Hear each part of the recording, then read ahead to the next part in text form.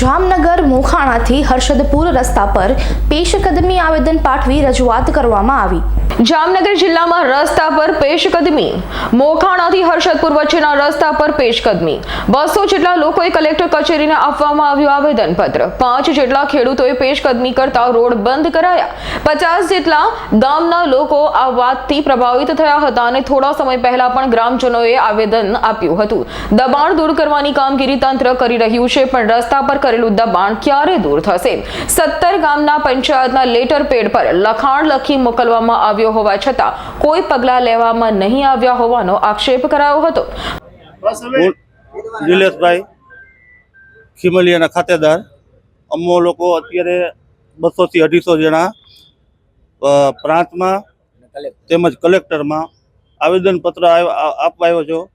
કામની વિગત એવી છે કે મોખાણાથી હર્ષદપુર, મોખાણા પાટિયાથી હર્ષદપુરને જોડતો રસ્તો, એમાં જૂના સર્વે નંબર 343ના ખાતેદાર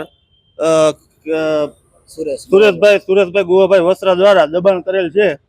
તો એ દબાણ તાત્કાલિક અસરથી હટાવી અને ગામજનોને ન્યાય મળે એના માટે થઈને અમે બીજું આવેદનપત્ર છે। આની પહેલાં મહિનો દિવસ પહેલાં પણ આવેદનપત્ર આપેલું હતું અને અન્યથા હવે જો અમારા ઉપર ન્યાય અમને નહીં મળે તો અમે સીએમ ગાંધીનગર સીએમને પણ રજૂઆત કરવાના આવેદનપત્ર દેવા જવાના છીએ।